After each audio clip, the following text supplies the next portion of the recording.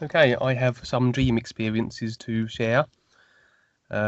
This first dream is a magical dream, magically orientated dream. I didn't have a role in this dream. I was observing, a front row seat to the drama that would unfold. It was a setting much akin to something out of Lord of the Rings, or maybe Game of Thrones. A military camp had been seized by an evil sorceress and her ilk. Her guard had bound the soldiers that were stationed there and rendered them useless.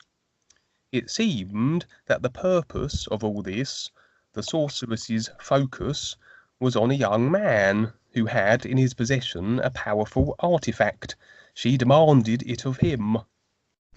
Then another magical individual entered the scene. This one a force for good, as opposed to the evil of the sorceress. It seemed he had arrived to ensure the evil sorceress would not acquire the artefact, and now he demanded it too of this young man, that he was better suited to keep it safe from evil hands. While this was going on, the bound soldiers escaped their shackles and slew all of the sorceress's guard and promptly fled from the camp, seemingly uninterested in the artifact or to whose hands it would fall. The young possessor of said artifact then found himself trapped in a bubble. Evil snakes were slithering towards him, controlled by the sorceress, but he was defended by a white serpent with multiple heads. The serpent with multiple heads was apparently that sent to protect him from the good magician. The bubble then dissolved. The young man then was asked by the two magic doers, both evil and good, for the artifact. He refused, and instead used the power of the amulet to transport him from the scene to a destination apparently called Lucca. Just before he departed, a companion of his joined him, an individual that was humanoid but with the head of a horse, and with them both clinging onto the artifact, it was like a golden circlet, they shot off into the sky, and off to Lucca, I presume, and the sorceress and the good magician were both denied.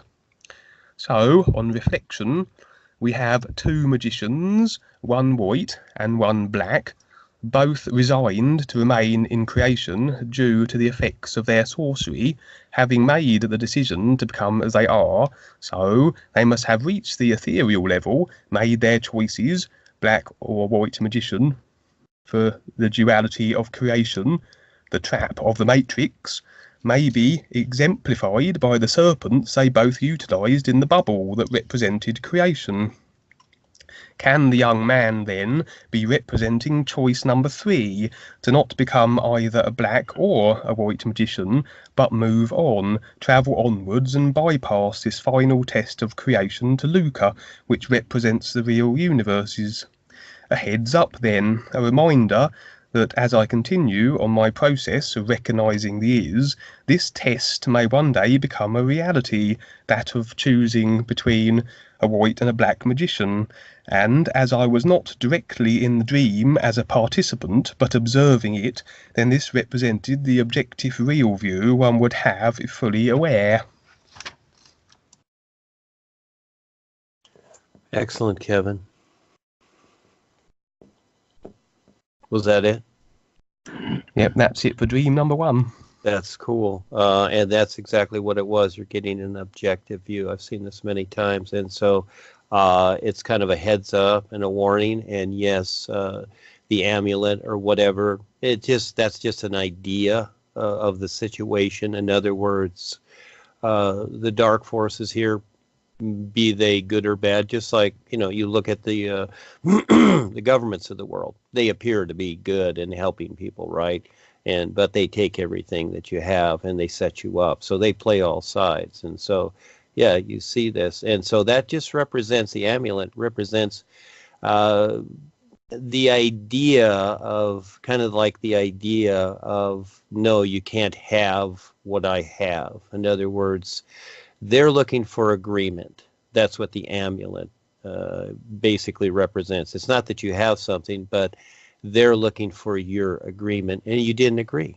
See, so you were on the adventure, etc. So you were the view, but it's showing this objectively. And yes, this always comes up in creation, and it comes many different ways. So yeah, it comes around very sneaky, because this is how creation is. This is how the supreme deceptor and the influence is. It's all automatic because it has been created, so this is how it is. It's not about good or bad. It's about awareness. You know that now. So yeah, you're the objective view. And I've seen, I've known people that, I knew this one particular person gave me their experience, and it was basically where they were in a room, like a hotel room, and they described the scene.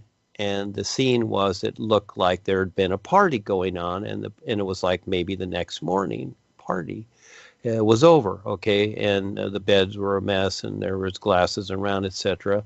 And then across the room, there was a woman standing with a couple of children, and she said to the individual, "Why did you do it?" And that was the experience. Well, this individual, I saw it, this was many years ago, I saw it for what it was. I said, "This is a warning to you." I said, and this individual did come into that scene, and he chose poorly, and he was warned. And so again, yes, it's very interesting how it is to get through creation, because it's very subtle and things can look really good, but there's the objective view, and it's always there, actually every moment, pestering us, etc., because this is how creation is. Creation is not life. It's not what we think it is. It is a process that we're going through to become more aware. And the good, bad, and the ugly, it's all fine. It's just learning to see it and getting past, recognizing the effects of it, not trying to avoid it or hide from it, but you can get through it. And so because it all couples with you recognizing your real awareness and eventually the real universes. So yes, there is the idea. Yes, thank you, Kevin. Yeah, that's very good. Thank you. Okay, thank you, Dwayne. And on to dream number 2. In this dream, I and a couple of others were pursued by an assortment of animals. We were able to escape them. Then things took a peculiar turn. It seemed I was participating in a kind of experiment, one in which I was to be transformed into a large bird. A whole series of steps culminated in my having to take a leap of faith, as it were, to drop off a cliff. To do so would, in theory, complete the transition. I did so, and changed into a large bird, flying hither and thither. The experiment would repeat, but this time far more technology would come to bear. Whole laboratories full with a large team of scientists, all working in tandem to repeat the original experiment. But for the final outcome, the bird I would become would be much larger. Again, a success, alarmingly so. My fluttering feathered self filled the laboratory. Such was my size, alarming too much perhaps for some of the scientists, as several stepped forward and blasted at me with firearms. At this point I was observing as opposed to being immersed in the scene, so again an objective view. The huge bird was mutilated, then encased in a kind of restricting spacecraft and jettisoned into deep space, where it would live out the rest of its days. And the impressions I had were all the animals chasing the group were possibly disgruntled controllers, maybe creatures of the cabal, as usual, not pleased with what we were doing. Changing into a large bird initially, absent of the technology, may be demonstrating my escape from their clutches and ill intentions, and maybe getting to a level beyond their reach. Maybe the second transformation was them trying to replicate the process scientifically with technology. Maybe they become aware enough of the potential other life levels and real universes, and of the other real universes that can be attained, but rather than do so through awareness, sincerity, and purity, they try to reach them with technology. A little like a dream I had where these scientists were trying to punch a hole into the real universes with this huge, ugly machine, a kind of created or forced portal. Maybe the effects were disastrous and had to then be ceased, destroyed and contained and hidden from sight, concealed from the public, demonstrated by what they'd achieved, the giant bird being shot off into space. So a peek maybe at some of the things the controllers are up to. Wow, that was cool. These are movies, aren't they? Yep, they're certainly fun. That's a movie. Yes, you can. Again, your stuff as movies is terrific. You write all these down, right? And you're gonna. Yeah, these are terrific because again, it's animating it for you with what's going on, and the bird, yeah, representing. You took the leap of faith. I know what that means. You jumped off. You see, you just jumped. You just took the risk, is what you did. And when you take the risk, yeah, you fly. And most people won't take the risk. They're too afraid. They just stay with their social consciousness and their attitudes. And so, and again, I see the birds magnified with awareness. And again, they wanted to control it. Yeah. They think they can control this, but guess what? They can't. They got nothing. They've got the idea. That's all they have. That's what you saw objectively. But see, they didn't have you. That's where you became objective. Yeah, that was the difference. They have the idea. In other words, it's like what we're creating here and presenting. They can have the idea. They think they got it, and that's where Joni came in with the corporation, thinking that Harry had the rod of power, which he didn't. But that's what she wanted. But even if he did, she couldn't get it. It was all in her mind that she could possess it. You see. And so, but that was, she just wanted absolute power like most people do, and that is to ruin others, to just be on the top of the heap, etc. So again, you're seeing the mad scientists do the same thing, but they don't have your awareness, but they have the idea. That's all they got. They got the carcass. They got the carcass idea, but I see that's what it is. But that was cool, Kevin. Wonderful. You see it. Yes. Thank you. Okay, thank you, Dwayne. And another dream. A little similar to the dream I recounted 2 weeks ago when I was attempting to spy on the reptilians.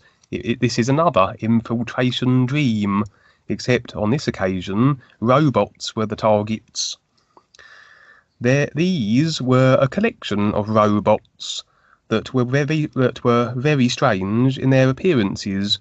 I would say very poorly constructed robots, more perhaps along the lines of cyborgs, as they were a hodgepodge, a mismatch of mechanical parts and human, all meshed together. Their bodies not very aesthetically pleasing. Most had human heads, but malformed with waxy, cheesy, unhealthy pallors to their skin. I was with a group, possibly guides, assigning me this infiltrate and gather information mission. I accepted it. There was an extra element to my spying mission. I would not go as myself. It was considered that the best form to take for this spying mission would be that of a female, as these were male robots, and seemingly very much of an emotional, thrill-seeking variety. The form, then, would allay suspicions, as they would be less able to see through the vehicle than to the motives and reasons for my presence. So, a female I became.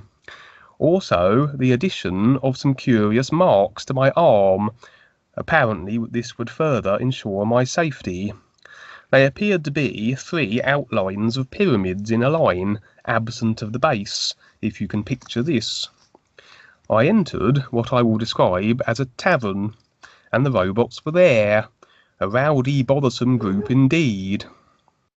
Again, as with my feeble disguise in the lizard lair of 2 weeks ago, my spying mission ended the moment I entered the tavern, despite the marks on my skin and my female form, and I was chased from the tavern. The scene then switched to my sitting in a room and watching a TV rerun of the event with another individual, one of which was a part of my initial group. It reminded me a little of how Dwayne described watching various scenes from assorted time frames, what he called the future view, recounted in his new books. Up to the moment when I was about to be robot jam, as my attempts to flee from them was proving futile, the view stopped. It rerun a little, to the point where I had just emerged from the tavern, the robots not far behind.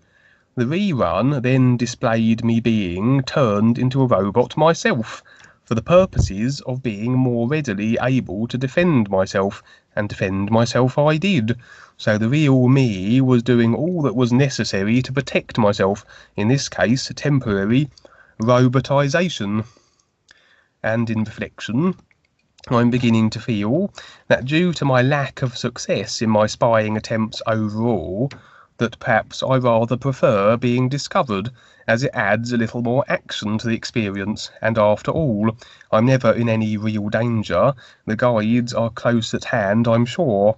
Maybe they are accommodating dreams of this nature, that I can further become adept at handling these situations. For they must realise, I'm sure, that on each occasion my guises and attempts at concealment will meet with failure and discovery, and chases and poisonous pizzas will be the result. And to be honest, everybody likes a good chase scene in the movies. Although I must be aware not to get too emotionally embroiled in the thrill of the demonstrations and adventures, or my focus may become more inclined towards exciting escapades than what the experiences are for, and that is my real awareness and the recognition of the all is.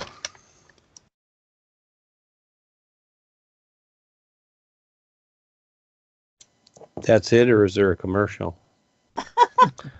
No, that's all. I just thought you jumped off there. It's like, oh, we have a commercial. Okay. All right. Terrific. You have these such cool experiences. Good for you. That's all I can say. It's self-explanatory. So there you're going, and you're going in there. You're having the experience, just like what we're doing here with the new presentation. Wonderful worldwide educators. We're going out into the world. We're bothering people, and that's what you're doing. You're getting their attention, aren't you? Yes. And so again, in different ways. This is where we have the visitor and other things. You see, we utilize these different ways, fun ways to do things. Not normal. Normal people don't do this, okay? So normal people just do their job, and they come home, watch TV, and eat their manufactured food. Those are normal people, and so we're not normal. You're not normal. So again, the boys, again, they're prompting you in these experiences to. Are you guys okay? To get the attention of others in a particular way. So that's cool, Kevin. That's fun how you describe all that. It's excellent. Thank you. Okay, thank you, Dwayne. And another dream. And okay, I was with yet another group. And on this occasion, I recognised people that I knew from the physical level. Old friends and acquaintances, and some current friends too. We were on a street, and I seemed to have in my possession 3 very curious, shiny, metallic shapes, sort of spherical, oblong type shapes, and each the size of a small car. They seemed to be able to trundle around like vehicles too, although no wheels or means of motion were apparent. One of my group members made the trundling shapes suddenly move off from our position, and they did so with unexpected and startling speed, eerie liquid speed that you wouldn't have thought them capable. I was most distraught at this, as my shapes were zipping off down the street and out of sight. We all moved off then in the direction they had headed, and we were reunited with them. They then merged together and formed one gigantic structure, and we all clambered aboard it. It seems the purpose of this became clear, as from the opposite end of the street approached a huge alien creature, easily as vast as a house in its own right, and harbouring malignant intentions. And it transpired that this contraption was designed to engage the approaching creature. Battle ensued, the contraption with us upon it, and the alien. One of my group was slain, strangely absorbed into the alien, stripped of his flesh. Then his grinning skeleton assimilated until he was no more. The outcome of this battle I would never know, as I awoke. And turning the page. I was pondering, maybe, that the demonstration was that of working together to overcome the monstrous restrictions and roadblock that is creation, or maybe that of letting go of things, the reluctance of doing so, clinging onto personal things that the shapes represented. But by taking the risk and doing just that, everything was fine. I didn't give up anything. I still had the personal self, and in fact, by letting go, it allowed the overcoming of far greater restrictions and self-imposed agreements and obstacles. And one of the group died too. Maybe the group represented my 5 vehicles, and a demonstration of the potential risk of defying the dark forces. Yes, one may die, but it only would be the physical body, and the awareness gleaned by doing so, taking the risk, would be worth it. That's the end of that dream. Cool, Kevin. Yes, and as we go through this, yes, you'll see many people come and go. And so I remember when Ava came in, I said, and it's been almost 6 years with Ava now, since I brought her into the new wave, and that is that I said, you watch, the people you don't think will go, they will go. Yeah, so there is a subtle intent with things. And so again, for the most part, it's not that the monster you can say it's your body, let's just say it's your body, but let's say it's somebody else, you know. The thing is that it's not the monster that gets them, because I've had many experiences like that. I remember many years ago, Godzilla is one. I would see him off in the distance.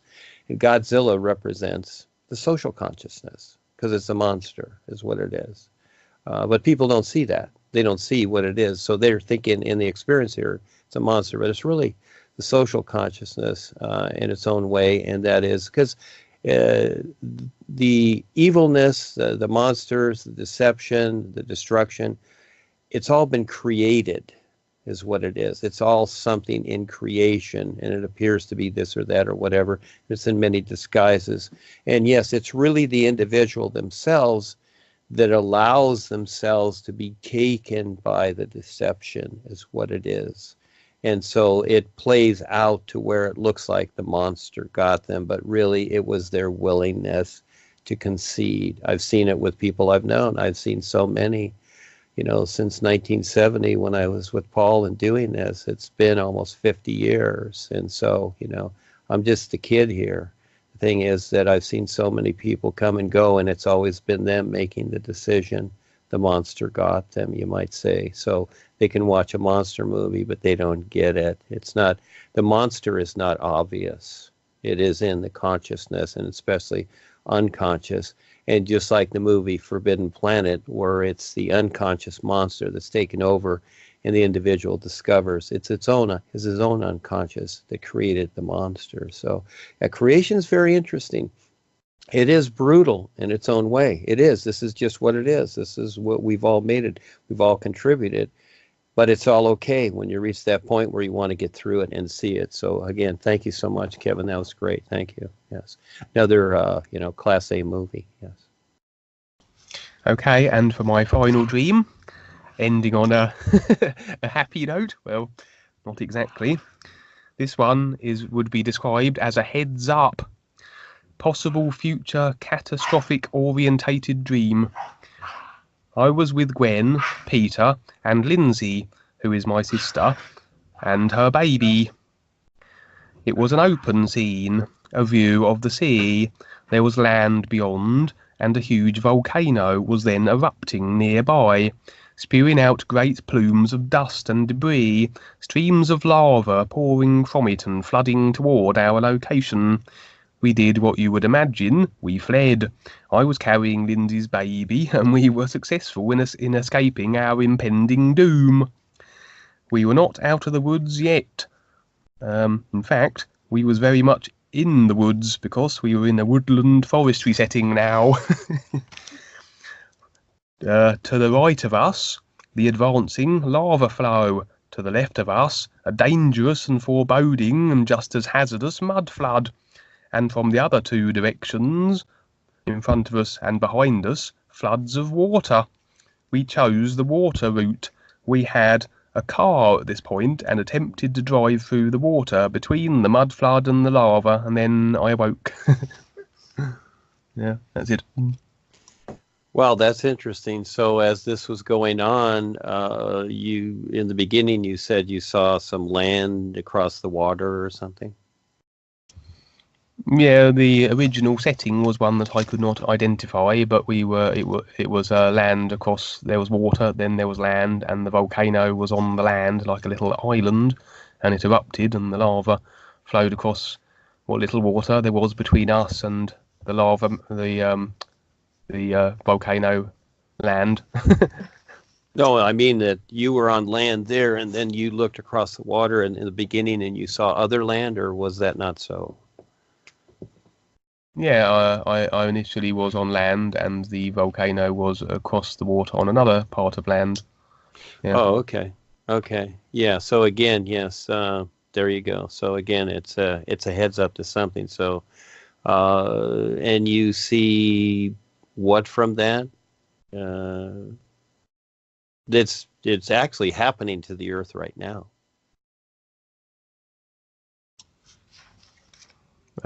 I just took it as like a heads up. I put it in my category of post-apocalyptic dreams as a result of the implosion of creation and the agreed consciousness destruction of the world and etc. Oh yeah, everything's imploding upon itself. So in a way, it's almost there's nowhere to go. So again, and it's about awareness. So yeah. Thank you, Kevin. Yes, thank you. Was there anything else? No, that's the end of my dreams for today. I just wanted to mention too that, as you suggested about a month ago, we're putting all our dreams together and putting them into a script that we're going to be sort of reading out and uploading to the radio channel too. And so I'm putting that together, and we'll see how that comes out. You know, it'd be fun, Kevin, is do you have access to, like BBC or any of the radio stations over there that you can do a radio interview on, like we have here, Blog Talk Radio? Yeah, that is something else I've been looking into too, and that was my next project after I was going to put this script together, but it's something I will be looking into. Well, I'd like to do an interview with you so we could kind of go over, as you've come into this and your experiences are just terrific. They're huge. They're very impacting, and they're a lot of fun. A lot of descriptive, how you describe these things is just great. So it would be fun to do an interview with you. In other words, you interview me and we go through this and how you came into this new presentation, what we're doing for the world, etc., and bring some of these experiences in that incline that. And if you would, if you could set something up over there. I've been on BBC before with Lance White, who has his own shows. We did about 3 of them years ago. But if you could set something up like that, that would be great. Yeah. Yeah, I'll see if I can do that. We'll have a little look to see what's available. Yeah, it's certainly something that can be done, I'm sure.